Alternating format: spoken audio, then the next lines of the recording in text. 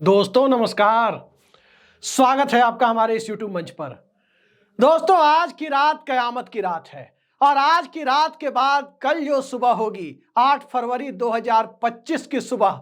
उस सुबह के बाद दोपहर तक जो नजारा दिल्ली से दिखाई देगा वो नजारा सिर्फ दुनिया के सबसे बड़े लोकतंत्र की राजधानी दिल्ली के लिए ही नहीं होगा बल्कि पूरे देश को बदलने वाला होगा। हिंदुस्तान की सियासत बदलती हुई दिखाई देगी और उस बदलते हुए सियासत को, बदलते हुए दौर को महसूस करने के लिए सत्ता कितनी तैयार है, विपक्ष कितना तैयार है और सत्ता और विपक्ष के बीच में हिचकोले खाने वाले दल या नेता कितने तैयार है, यह देखना बड़ा दिलचस्प होगा।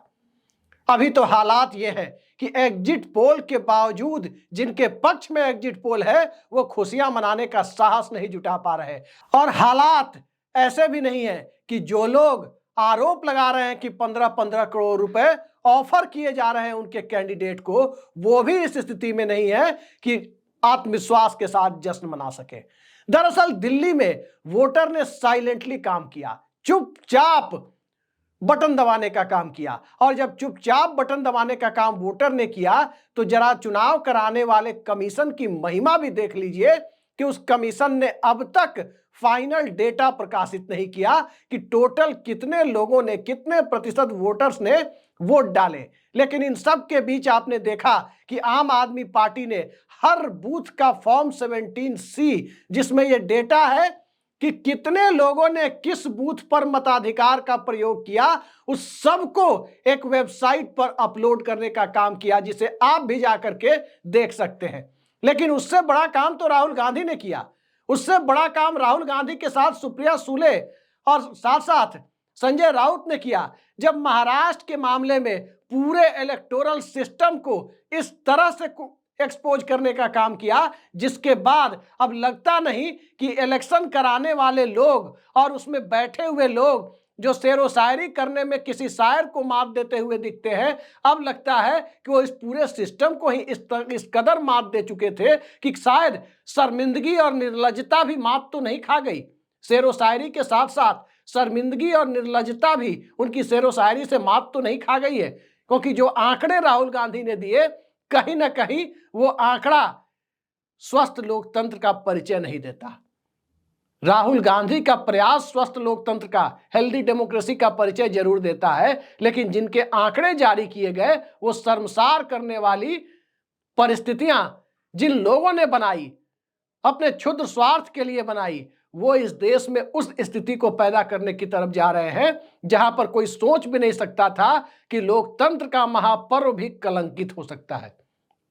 कलंकित हुआ या नहीं हुआ, लेकिन अब उस महापर्व के बाद जब अगली सबसे बड़ी लोकतांत्रिक कार्रवाई दिल्ली के अंदर 8 तारीख को यानी कल सुबह से होने जा रही है, तो सबसे बड़ा सवाल यह है कि दिल्ली का नतीजा आखिर भारत को, पूरे देश को कैसे प्रभावित करेगा। दिल्ली में तो 70 विधानसभा सीटें हैं, 36 पर बहुमत का आंकड़ा होता है और इसी दिल्ली में 7 लोकसभा सीटें हैं और पूरे देश की बात करें तो लोकसभा सीटों की यह संख्या 543 होती है। तो 543 की सियासत को 7 सीटों वाला राज्य, केंद्र शासित प्रदेश कैसे प्रभावित कर सकता है, आइए जरा इसे जानते हैं। सबकी दिलचस्पी दरअसल इस बात में है कि दिल्ली में आम आदमी पार्टी जीतती है या हारती है। आम आदमी पार्टी जो 10 सालों से सत्ता पर काबिज है, उसकी सत्ता में वापसी होती है या उसे विपक्ष का जनादेश मिलता है। लेकिन दिलचस्पी का एक बड़ा कारण यह भी है कि आम आदमी पार्टी की जीत और हार किसे भयभीत कर रही है और जीतने वाले जो आम आदमी पार्टी को हराने की मंशा रखते हैं, कहीं उन्हें भी तो भयभीत नहीं कर रही है। यही सबसे बड़ा सवाल है कि जो आम आदमी पार्टी को हराना चाहते हैं, जो केजरीवाल को हराना चाहते हैं, वो भी तो भयभीत नहीं हो रहे।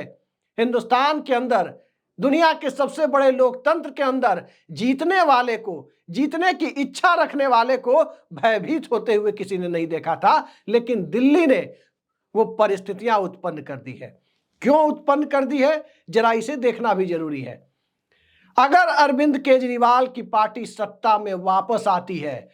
तो भारतीय जनता पार्टी जो केंद्र में एनडीए का बोर्ड लगाकर सरकार चला रही है, वो एनडीए कितने दिन टिकेगा और कितने दिन नहीं टिकेगा, इसको लेकर सवाल है। क्योंकि ये सरकार चल क्यों रही है?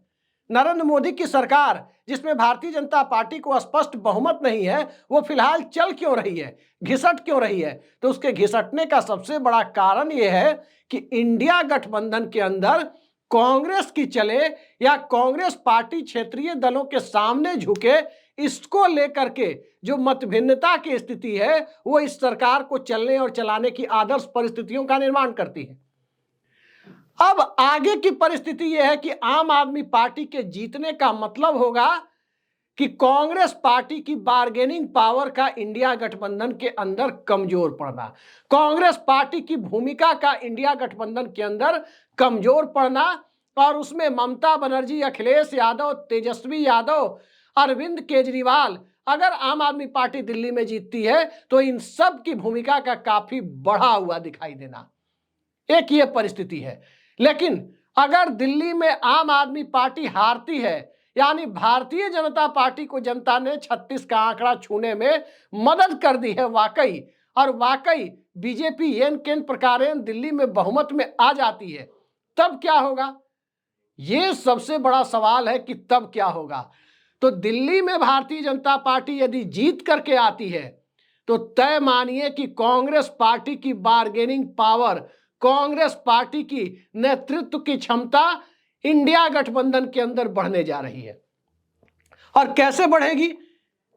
असल सवाल यही है कि कैसे बढ़ेगी। दरअसल आम आदमी पार्टी के हारने के बाद, हारने का सबसे बड़ा कारण यही होगा कि कांग्रेस पार्टी को अगर बड़ी संख्या में वोट मिलते हैं, कांग्रेस पार्टी को पिछली बार जो 4.9% वोट मिले थे वो आंकड़ा 10-12% तक पहुंचता है, तब माना जाएगा कि आम आदमी पार्टी की हार को कांग्रेस ने सुनिश्चित किया, और दिल्ली की लड़ाई को जो भाजपा बनाम कांग्रेस किया, सीधा असर बिहार, बंगाल और उत्तर प्रदेश जैसे राज्यों में जाएगा। और बिहार में जो अभी तक तेजस्वी यादव का रुख है, लालू यादव का रुख है, उस रुख में न तो नीतीश कुमार के लिए तेजस्वी यादव दरवाजा खोल रहे हैं और न ही कांग्रेस पार्टी को तेजस्वी यादव तवज्जो देते हुए दिखाई दे रहे हैं। तो तवज्जो देने की परिस्थिति में तेजस्वी यादव के सामने सबसे विकट राजनीतिक परिस्थिति पैदा होगी कि जब कांग्रेस पार्टी दिल्ली में अरविंद केजरीवाल की हार को सुनिश्चित कर सकती है, तो बिहार में यदि 243 पर लड़ जाए तब क्या होगा? तो स्वाभाविक है तेजस्वी यादव के लिए सत्ता छोड़िए, शायद मुख्य विपक्षी दल की भूमिका में आना भी कहीं कांग्रेस पार्टी दुश्वार तो नहीं कर देगी। एक ये परिस्थिति तेजस्वी यादव के सामने होगी, और यही परिस्थिति नरेंद्र मोदी के लिए, उनकी सरकार के लिए बेहद खतरनाक राजनीतिक अंजाम की तरफ लेकर जा सकती है। और वो कैसे लेकर जा सकती है? दरअसल आज मैंने राष्ट्रीय जनता दल के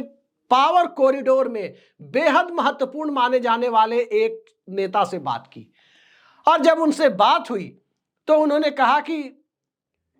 कांग्रेस पार्टी को 70 सीटें देने से बेहतर है कि नीतीश कुमार को 100 या 105 सीटें दे दी जाए, और फिर कांग्रेस को 243 पर लड़ने के लिए बिहार में छोड़ दिया जाए, आजाद कर दिया जाए, और फिर नीतीश कुमार, लालू यादव, मुकेश सहनी और लेफ्ट पार्टियां मिलकर 243 की 243 सीटें लड़ ले। फिर उन्होंने मजाक में यह भी कहा कि कांग्रेस के पास विकल्प होगा कि भाजपा के साथ जाकर गठबंधन कर ले, जबकि उन्हें बखूबी पता है कि कांग्रेस भाजपा के साथ गठबंधन नहीं कर सकती। लेकिन लालू यादव और नीतीश कुमार यदि उस गठबंधन के फोल्ड में आ गए तो तय मानिए बोरिया बिस्तर भाजपा का बंधेगा, और कांग्रेस पार्टी पूरे बिहार में 243 सीटों पर चुनाव लड़कर भारतीय जनता पार्टी के कोर वोट बैंक, जो सामान्य वर्ग का वोट बैंक है, उसमें हर सीट पर 5-7 हजार का डेंट लगाने की स्थिति में आ जाएगी। तो ये एक लालू यादव, नीतीश कुमार के बीच अगर कोई इक्वेशन बनता है तो उसकी तरफ ले जाएगा। सबको इंतजार दरअसल यही है कि 3 बजे तक, 2 या 3 बजे तक कल क्या होता है, और कल जो भी होगा वो राष्ट्रीय राजनीति पर उसका प्रभाव पड़ना तय है। अगर भारतीय जनता पार्टी जीत कर आ गई दिल्ली में तो नरेंद्र मोदी की सरकार और सत्र दर सत्र जो इस सरकार को घिसट कर चलाने की कोशिश हो रही है, उन कोशिशों में कभी भी पलीता लगने की खबरें आ सकती है। लेकिन अगर भारतीय जनता पार्टी चुनाव हार जाती है, आम आदमी पार्टी को जनता ने वाकई जनादेश यदि दे दिया है, आम आदमी पार्टी जीत जाती है, तो नरेंद्र मोदी की सत्ता 5 साल के लिए इंडिया गठबंधन के कॉन्ट्राडिक्शन के सहारे वैसे ही चल सकती है जैसे नरसिम्हा राव ने 5 साल अपनी सरकार को बिल्कुल ऐसी ही परिस्थितियों में घसीट कर चला लिया था। नरसिम्हा राव के सामने आदर्श परिस्थिति यही थी कि 120 सीटों वाली भाजपा थी विपक्ष में, तो विपक्ष में 55 सीटों वाला लेफ्ट पार्टियां भी थी और ये दोनों कभी साथ आ नहीं सकते थे और दोनों कभी साथ किसी कॉमन प्लेटफॉर्म पर आ नहीं सकते थे, तो सांसदों का एक धड़ा मध्यावधि चुनाव की परिस्थिति में जाने की स्थितियों को पैदा कर ही नहीं सकता था और इसी सहारे नरसिम्हा राव 5 साल अपनी सरकार को खींच ले गए थे। आज की तारीख में दिल्ली में अरविंद केजरीवाल की चुनावी हार नरेंद्र मोदी की सत्ता के लिए राजनीतिक वारंट निकालते हुए दिखाई दे सकती है और नरेंद्र मोदी की सत्ता का राजनीतिक वारंट क्या दिल्ली के वोटर ने निकालने की तैयारी कर ली है? दरअसल मध्य वर्ग की, निम्न मध्यम वर्गीय लोगों की राजधानी माने जाने वाले दिल्ली ने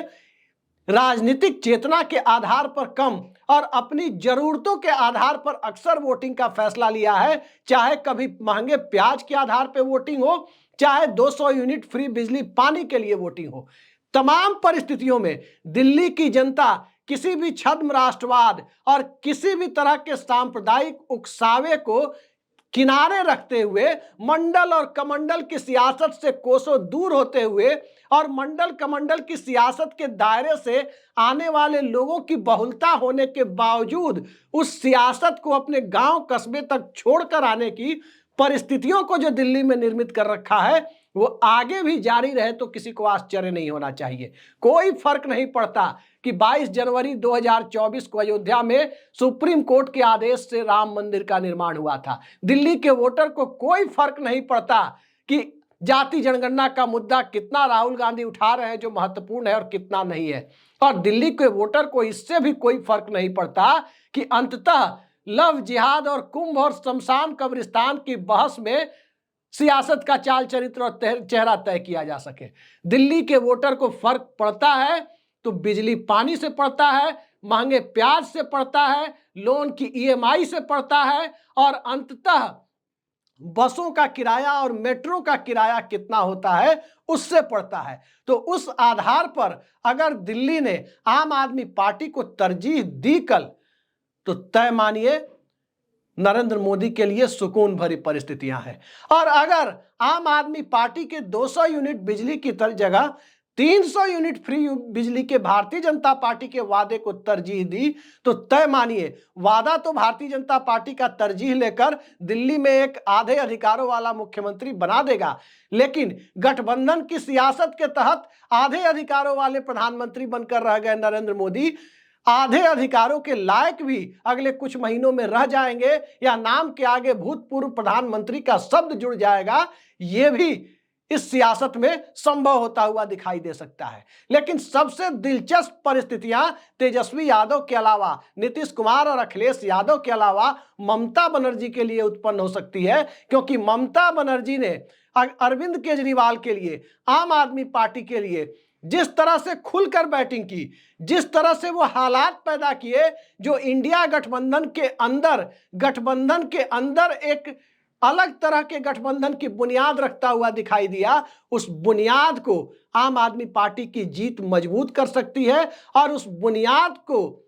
ठेस पहुंचाकर आम आदमी पार्टी की हार, कांग्रेस शरणम गच्छामि की परिस्थितियां इस देश में गैर भाजपा दलों के सामने पैदा कर सकती है। और यही वो परिस्थिति है जिसमें एक अलग तरह की परिस्थिति बिहार में, एक अलग तरह की परिस्थिति गुजरात में, और इन सब से उलट जाकर देखें तो एक अलग तरह की परिस्थिति दक्षिण भारत में भी पैदा होती हुई दिखाई दे सकती है। लेकिन फिलहाल उत्तर प्रदेश और गुजरात बेहद महत्वपूर्ण राज्य है। यदि बिहार के बाद चुनाव के परिप्रेक्ष्य में बात करें तो उत्तर प्रदेश गुजरात क्यों महत्वपूर्ण है? इसलिए महत्वपूर्ण है कि कमंडल के दायरे से बाहर निकलकर योगी आदित्यनाथ की आइडेंटिटी अब एक ठाकुर नेता की बन चुकी है और गुजरात में चुनावी हिंदुत्व के ऊपर कांग्रेस पार्टी ताकतवर होते हुए भी जो सत्ता अपने हिसाब से अपने लायक नहीं बना पाई, तो दिल्ली में अरविंद केजरीवाल की हार के बाद उन्हें खाली छोड़ने का मतलब होगा कि गुजरात के अंदर अरविंद केजरीवाल की सक्रियता को खुलकर बढ़ने देना, क्योंकि ये बात तय मानिए कि पंजाब और दिल्ली के बाद आम आदमी पार्टी का फुटप्रिंट सबसे ज्यादा किसी राज्य में मजबूत है तो वो गुजरात में है। और स्वाभाविक है कि दिल्ली की हार के बाद अरविंद केजरीवाल का फोकस गुजरात पर होगा, सूरत, अहमदाबाद, बड़ौदा और राजकोट पर होगा, ट्राइबल बेल्ट पर होगा, कच्छ के रण पर होगा। और फिर उस परिस्थिति में नरेंद्र मोदी के होम टर्फ पर जाकर मुकाबला शिफ्ट हो जाए, ये स्थितियां राजनीतिक तौर पर भारतीय जनता पार्टी के लिए आदर्श नहीं होंगी। तो कल देखते जाइए जो फैसला जनता ने दिया है क्या वाकई जनादेश आता है, या जिस तरफ आशंका राहुल गांधी, संजय राउत, उद्धव ठाकरे और सुप्रिया सूले को है वो नतीजा आता है। दोनों नतीजों के बीच में भारतीय जनता पार्टी के लिए आगे कुआं पीछे खाई की स्थिति है और आम आदमी पार्टी के लिए आगे कुआं पीछे खाई की स्थिति हो या ना हो, लेकिन एक बड़ी सत्ता के गंवाने के बाद, एक न्यूक्लियस के गंवाने के बाद राजनीतिक तौर पर बिखरने का खतरा भी मंडराता हुआ दिखाई दे सकता है। कल का नतीजा बेहद दिलचस्प होगा। फिलहाल एंटी करप्शन ब्यूरो का नोटिस तो अरविंद केजरीवाल तक पहुंच गया है कि किस आधार पर 15-15 करोड़ रुपए वाले आरोप लगाए गए, लेकिन उस नोटिस से ज्यादा जनता का नोटिस ज्यादा महत्वपूर्ण होता है कि आखिर दिल्ली की जीत, जो 30 सांसद आज बिहार एनडीए के नरेंद्र मोदी से मिल रहे थे, वो ज्यादा दिखावटी फोटो है या नीतीश कुमार अक्सर जो दिखाने की कोशिश में पीछे छूट जाते हैं या पीछे छूटना पसंद करते हैं, वो ज्यादा महत्वपूर्ण खेल है। याद रखिए, कोई कुछ भी कहे, नरेंद्र मोदी की सत्ता को टिकाए रखने में और नरेंद्र मोदी की सत्ता का राजनीतिक वारंट निकालने में बिहार में जनता दल यूनाइटेड की भूमिका बेहद महत्वपूर्ण रहनी है। तेजस्वी यादव की सत्ता के लिए लड़ाई लड़ रहे हैं या मुख्य विपक्षी दल बनने के लिए लड़ाई लड़ रहे हैं, यह भूमिका नरेंद्र मोदी की सत्ता के लिए बेहद महत्वपूर्ण होने जा रही है। उत्तर प्रदेश का मामला तो 27 में है, बंगाल, तमिलनाडु, असम, केरल का मामला 26 में है, और वो दिल्ली की सत्ता को उस रूप में प्रभावित नहीं करता जिस रूप में बिहार और आंध्र प्रदेश करते हैं। लेकिन आंध्र प्रदेश तब तक प्रभावित करने की स्थिति में नहीं आ सकता जब तक फाइनल कॉल बिहार से नहीं आती है। तो देखते जाइए, सियासत है और यही सियासत का चरित्र है, वरना कौन जानता था कि एक जमाने में सुब्रमण्यम स्वामी की चाय पार्टी से उठा हुआ राजनीतिक भूकंप अटल बिहारी वाजपेयी की सत्ता को ध्वस्त कर सकता है। सत्ता को ध्वस्त करना और सत्ता पाने की होड़ में जिन राजनीतिक दलों का गरूर सर चढ़कर बोल रहा है, उस तथाकथित गरूर को ध्वस्त करना, इन दोनों के बीच एक महीन लाइन है, जिस महीन लाइन के सहारे सत्ता और सियासत अक्सर कभी अर्श पर तो कभी फर्श पर दिखाई देती है। देखते जाइए कौन अर्श पर कौन फर्श पर, ये कल 2 बजते बजते सबके सामने आ जाएगा। आज के लिए इतना ही, नमस्कार।